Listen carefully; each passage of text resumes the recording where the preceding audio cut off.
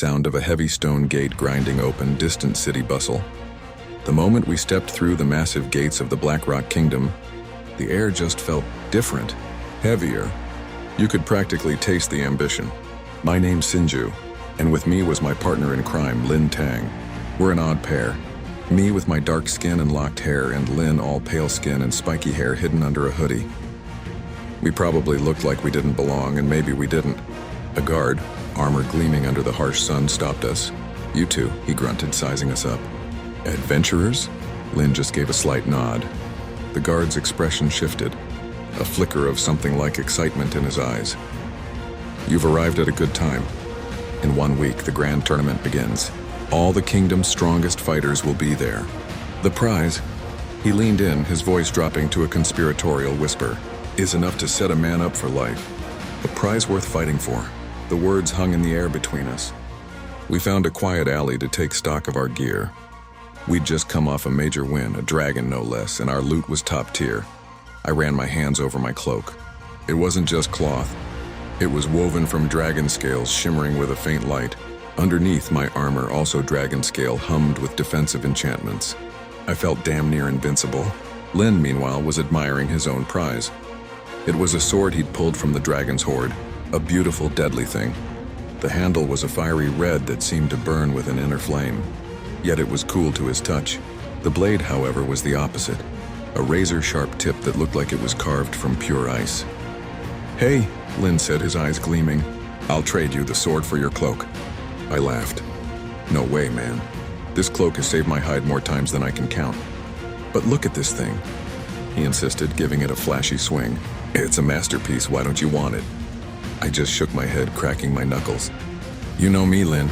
I'm a physical fighter. Hands are the only weapons I need." He shrugged, a smirk playing on his lips. "Your loss." With our gear checked and our spirits high, we weren't about to sit around for a week. We needed to keep sharp. We needed a challenge. That's when we found the dungeon entrance, a dark maw in the side of a cliff. A weathered sign above it read, "The Goblin King." "Goblin? Seriously?" Lin scoffed. "This'll be a warm-up at best." But this wasn't any ordinary goblin. When we finally reached the throne room, the creature sitting there was impressive. He was huge for a goblin, decked out head to toe in polished black shiny armor. And then he laughed, a deep rumbling laugh that echoed off the stone walls. "It has been a while," he said, his voice a gravelly, smooth baritone, perfectly clear human speech. "It has been far too long since I've had the pleasure of killing anyone." As he spoke, shadows began to coalesce in his hand, twisting and solidifying into the shape of a wicked-looking sword. "I am the true Goblin Lord," he declared, his eyes glowing with malevolent glee. A health bar materialized above his head, displaying a shocking number. Level 25, we were both level 15. "You will not be winning this fight," the Goblin Lord sneered. Lin just grinned. "Enough of this. Let's find out," he shot back, and then he was gone. A blur. He moved at such a crazy speed you could barely even see him. A silver streak closing the distance to the throne in an instant. But the Goblin Lord was ready.